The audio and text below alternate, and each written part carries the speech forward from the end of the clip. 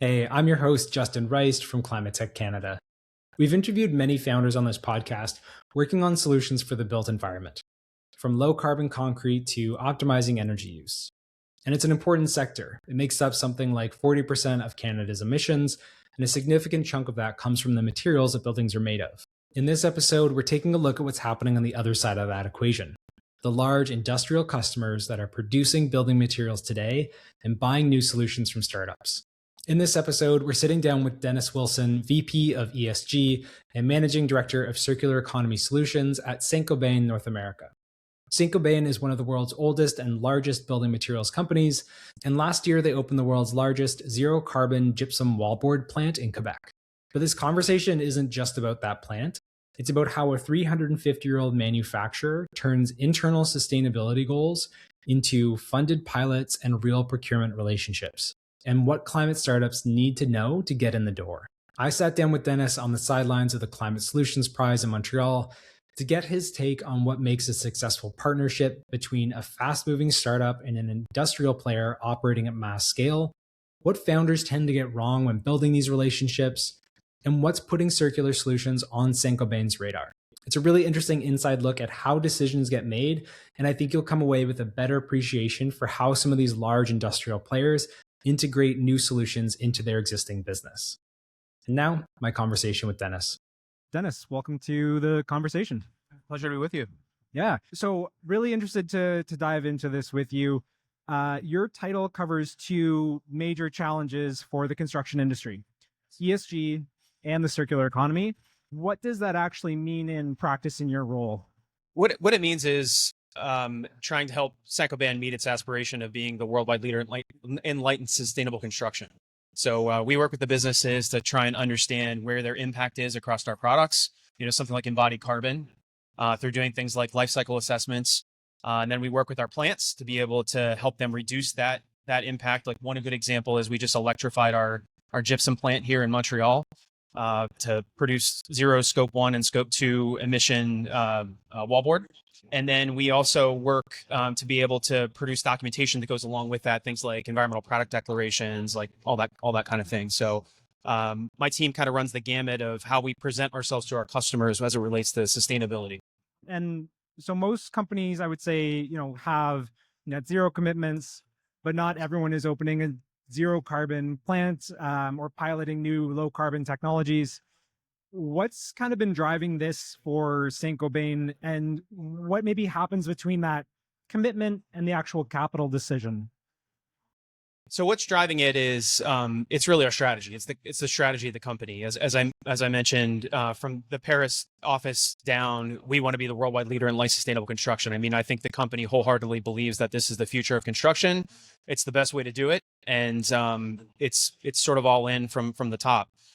What happens between that aspiration and projects actually getting done is a lot of analysis that includes understanding what customers are looking for, and then understanding the technology that we need to put into our plants and our products in order to be able to get there. And that's everything from, basic research and development to working with, startups to be able to find new technologies that we can put in place to help us meet those aspirations. And could you say just a little bit more? Because I find like the construction and building materials, it can be quite a risk averse or conservative industry. But you're also saying, we see this as where the industry is going. Maybe just talk a little bit about to what degree is it a customer pull versus a, we see where this is going and we're going to, meet the moment and go there. Sure. I think it's a little of both. I think in the construction, the commercial construction space, there's a lot more pull for sustainability and these attributes that we're trying to deliver to our customers. I think on the residential side of things, if you ask the average homeowner if they care about sustainability, they'll say, yes, I care about sustainability, but they might have a hard time defining exactly what that is, right? So, I think for us, it's sort of inevitable, right? I mean, we live in a planet with finite resources. We see risks to our business long term as well that we think that we can solve through things like lower emissions. And usually what comes along with that is lower consumption of energy and those sorts of things, making our supply chain stronger long term by doing things like circular economy. So really, I mean, I think the overall future that the company sees is that this is a better way to do business. Yeah. No, that makes a lot of sense. And the circular economy is really, really interesting. Seems incredibly valuable. Could you speak to maybe like a couple of examples of how that's been operationalized in the business? Sure. So, I'll give you some specific examples. In Canada, we have a plant that's that's in Vancouver that's recycled over 1 million tons of drywall already at this point. So they're taking cut off materials from job sites and demolition waste. We work through a partner, this partner called New West Gypsum, that it gets brought back to our plant and we make it into new gypsum. We're piloting that same approach at our St. Catherine and our Montreal plant here with a couple partners. So it's something that we do. We do this a lot in other parts of the world. It's a little harder in North America in general because we pay a little less for things like landfill costs and stuff like that. Those are two examples. Another example is taking building glass out of high-rise buildings in New York City and getting that back into our supply chain to be able to make insulation. And the great part about that is recycled glass helps us be able to reduce the overall sort of CO2 of remelting glass. It takes less energy to remelt glass than it does to use virgin materials to make insulation. So those are two examples that we have going right now that are operationalized. We do this all over the world. We're doing it more and more in North America. That's really interesting. And you mentioned kind of that, headquarters in France, global operations. You're sitting in North America. What's that relationship like between kind of the North American business and what you're seeing all around the world? And as you mentioned, like a very different environment here. For me, it's great being the North American person because in many cases, it's a little harder for us to do it here. Our energy prices are typically lower. Our landfill costs are lower. So the straight business case of making these things pencil out and actually work is a little bit more difficult here. But I think the great part about working for a company that's doing this in so many other places around the world is that we know it's possible. It's technically possible to do these things. It's just we're fighting against 160 years of that inertia to put stuff in a landfill. We have lots of places to put it, right? So I think it's just building that reverse supply chain over time. That's where partners come in. That's where even to some extent working with competitors to be able to identify potential opportunities and those sorts of things come in like longer term that will help us be able to manage our business better. But yeah, it's a great thing for me to be able to see it working somewhere else so that I just have to prove out the business model, and maybe not the technical piece of things. Yeah, that's great. So I'd love to talk about the innovation side of the equation. Yep. So Saint-Gobain has the venture arm. Yes. You've worked with Greentown Labs, and you have partnerships with various startups, including Canadian startup Carbacrete. Yep. Clearly, you're willing to work with startups. When you are actually evaluating working with a startup or innovation partner, what are you kind of looking for, and maybe like what has to be true for you to want to move further?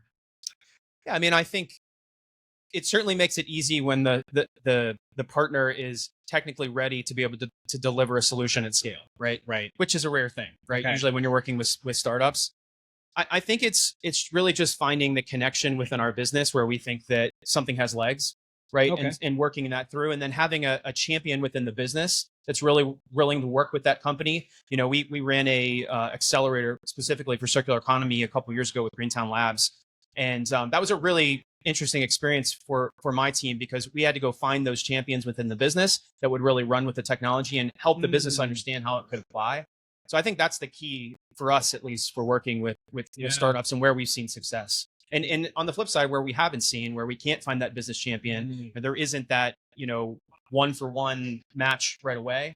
And then there's usually a period of keeping in touch with them to be able to see if the technology develops or something like that. But the business champion is probably the biggest thing. That's really interesting. And so you and your team kind of act as that bridge into the business, find that champion, make that connection. Yeah, and I would say that's for climate solution type of thing, circular economy solutions, sorts of things. We work with lots of different startups that do different things. They might have a technical champion within the business, so that's sort of the model that fits no matter what topic that we're talking about. Yeah, but that's how my team works. For sure. Okay, no, that makes a lot of sense. And then having talked to founders, like finding that person who understands the real operational challenge or can make a procurement decision seems to be like a real game changer. And not only having just the ESG perspective, but also that kind of business operation side of it. mean, absolutely. I mean, ultimately, you're trying to find a market, right? We're a for-profit business, and we're trying to find a market.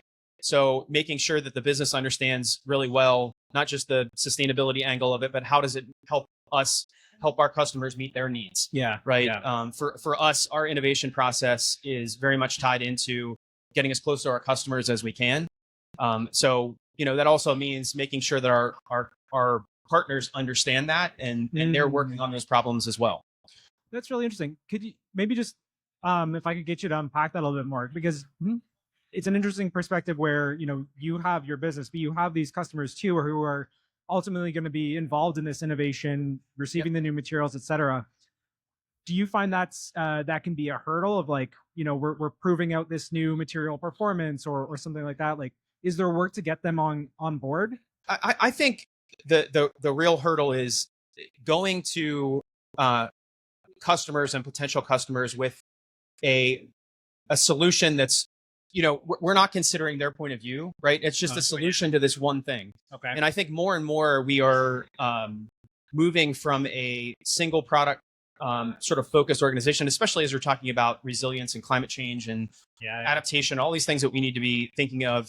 The customer doesn't as much care a lot of times what name is on the product. It's like, how are you helping me solve my issue? And that could be a multi-product solution that fits together to work in a systemic sort of way, and not just roofing, siding, insulation, gypsum. It's what's the wall system, what's the roofing system, those sorts of things. So what's the overall solution to the problem as opposed to the individual thing that you're trying to sell to them? Okay. And is that something you find you have to do some work with the startups on, is to zoom out a bit from just their solution?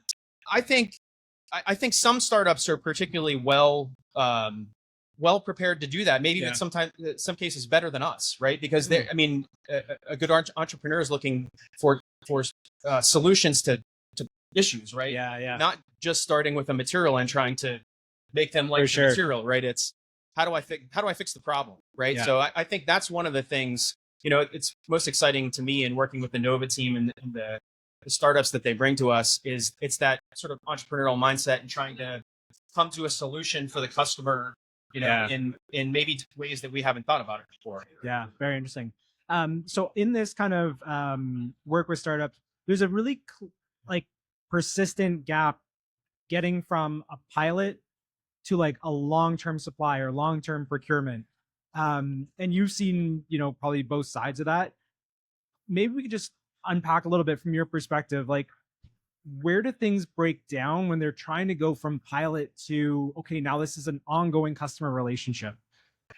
I think it's initial fit, first of all. It's, I'll go back to that finding the champion within the business. Does someone believe in the technology or what the solution is? And are they, bringing it to their leadership as this is part of the overall solution, right? And then, of course, we are a very large manufacturing company that makes a lot of stuff, right? It's getting to that. How do we scale this in order to be able to meet the need on a scale that we can meet the expectations of our customers overall?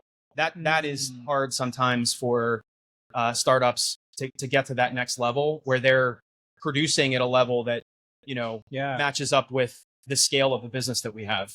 Is that a timing thing of, we'll get there in 3 years, but you need it this year? Or is it there's a fundamental thing here where we're going to take a long time? I'm not sure it's a fundamental thing. Yeah. And I think it's very market and solution focused, right? Sure. But, making stuff on a mass scale is hard. And I mean, you see this with, maybe like in the automotive industry, you see like being a startup in the automotive industry is obviously very difficult. There are companies that have been around a really long time that do this stuff really well. I'd say that the building products industry is somewhat similar, right? We make large amounts of the same thing, sort of over and over.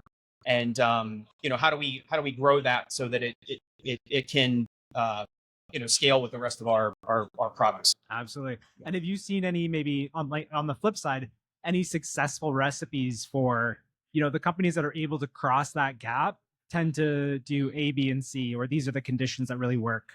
I mean, there's one company that we work with, this company Ecomedes, right? I mean, we were interested in them as a partner At the same time, Nova was looking at them because we felt that they had a pretty interesting niche in the market. Yeah. And it's a way for us to be able to put our sustainability documentation in front of our customers in a sort of a mass way. And get closer to that systems selling aspect of things. So in that sense, that company was already sort of pre-positioned to help us do something that we needed help doing. Right. And that was less of a situation where they were making mass anything, right? Yeah. So that's one situation. I can think of a few others where, we worked really hard with the startup to figure out how to make their process meet the needs of a modern manufacturing company, right? Okay. I can think of a few examples over the years of ones that worked and maybe ones that didn't. Sure. And, I think it was the novelty of the solution and how difficult it was to move from that single line making something to making it work across multiple lines. And that was probably the differentiator in those situations. Yeah, that makes a lot of sense. And then when maybe companies or startups are pitching you for a pilot or things like that, what do you think startups get wrong about working with a company like yourself? You mentioned scale is a big one. Are there any other components that come to mind? I mean, maybe similar to the example that I gave. It's not understanding our market, right? Mm-hmm. It's we have a solution. We're coming to you with the solution, right? It may or may not have anything to do with your business, or it's connected in some way, but they don't understand our business well enough in order to be able to actually understand how it would apply. Those situations, it's already getting that champion in the business. They've got a lot of things that they're working on already. So if they've got to put an extreme amount of time and effort into understanding how to apply this and maybe change it, that gets pretty hard for us to be able to, work with. Yeah. And are there specific maybe like milestones or proof points that you find tend to like check the box of like, gives you confidence that this is a conversation worth continuing or something to evaluate? I mean, for me and the companies that we've talked to, particularly on the circular economy side of things, it's they either have a novel market, something that doesn't quite we don't fit yet and we're looking for, or it's clear that they've really done some hard work on our markets and they've designed the solution to be able to help fit what's there. Yeah. I think the more prepared companies come to deal with us, the easier it is for us to deal with them. Got it. And maybe if we kind of zoom out a bit and think about your role, are there any specific areas that are high on the priority list for you right now? I'd say circular economy is on the top of my list, right? It's how do we, the materials that we make, how do we get those materials back and be able to put them back into our products or some, other products? Ultimately, my goal with our circular economy solutions venture is for us to be, less dependent on virgin raw materials, less dependent on the market around those things, being able to design products so that we can get them back at the end of their life. One of the challenges that's come along with resilience and adaptation is a lot of composite materials, right? So composite materials are by nature difficult to separate because they're very durable, which also makes them very difficult to take apart, right? So I think that is a particular area where we're focused. How do we both meet that need? And to some extent, it's a little bit of separating impact from durability, right? How do we separate those two things so that we can get it back, we can make it into something else, it doesn't end up in a landfill? What are the missing parts of the reverse supply chain to get the material back is another area. And then I would say marketplaces around materials that we want to get back, right? Like how do you find those high value raw materials? Those sorts of things. There's a whole ecosystem in there that just isn't fully developed right now because you've had big waste management companies for years that, that's the model. Yeah. So you're breaking that model. Right. And it's a very linear model, goes through, ends up in waste somewhere. Take, make, waste. It's the way we've done things essentially since the end of the Industrial Revolution. So, as I mentioned before, there's a lot of inertia that pushes stuff to a landfill, even when it, and I'll go back to working for a European company, we see that we can bring it back. The technical issue isn't there. How do we design the business model around it in order to be able to get it back? and especially as a country has geographic, or as a North America as Absolutely. diverse as we are. I mean, we put together this whole set of supply chains to get product one way, and then building it to how do we get it back? It seems like a massive challenge. It is a huge challenge, and one that I think long term, as circular economy develops and becomes the economy, because I wholeheartedly believe that that's where we will be. Yeah. Eventually, we need to be eventually. There's that whole reverse end of things that's going to need to develop. And are there any parts of that you're particularly excited about, or are almost like, we would love to see someone solve the data problem or the materials problem or something like that? To me, it's not so much a data problem. There are some technical challenges around separation and purification with materials in order to be able to get something back, especially when you're making building materials that will be on the outside of a building for 30, 40 plus years, right? Yeah. You want to make sure that material isn't going to fail, because then it means water coming into someone's home or into a building, less resilient buildings. And then you're creating a whole nother issue, because that stuff ends up in a landfill too, right? Right. So, while I say we're there technically, we know how to do these things, there are still some gaps in especially raw material purity and getting those materials back so that we're not compromising the second life of those things. So bringing together this kind of circular supply chain, what needs to come together to make this a reality? Is this policy support? Is it an industry collective action problem? What are some of the pieces that need to come together for that? I'd say yes. There's a lot that needs to come together. Yeah. I think I think that it is partially a policy problem. I mean, we have specifically invested in the last couple of years in individuals in our organization that are engaged on the policy side of things in order to be able to say, hey, this is working really well in this part of of North America. How do we pick that up and help it go somewhere else? Right. I think ultimately there are some materials that it may not make sense for one company to have their own proprietary way to get the material back, but the industries are going to need to work together in order to be able to find a solution. And there's ways that those things are dealt with whenever an industry, maybe doesn't deal with those solutions, things like EPR laws and those kind of things. We make a product, we have a siding product called Rise that is made from carpet that comes back from an EPR program, right? I think that more work needs to be done around just how do we pick materials that we can reuse. When they're hard to reuse, how do we work together in order to be able to bring them back? Right. How do we incentivize that good system happening from a policy perspective on a wider basis? Got it. So that makes sense. Yeah, that extended producer responsibility framework seems like an important piece of the puzzle to make that happen. It is, but I mean, I think my approach, my feeling on it is that we tend to regulate whenever the system has failed, right? So we need to be able to move to this.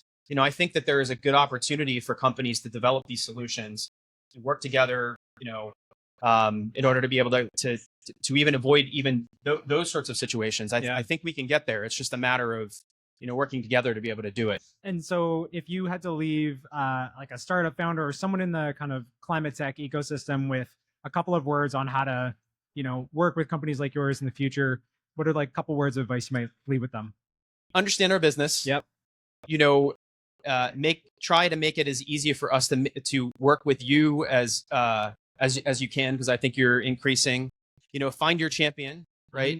And then I think it's finding the companies that are really interested in innovating, right? I think some companies talk about the fact that they're interested in innovating when they're interested in making the same thing in maybe slightly different ways, not sort of in a really innovative way.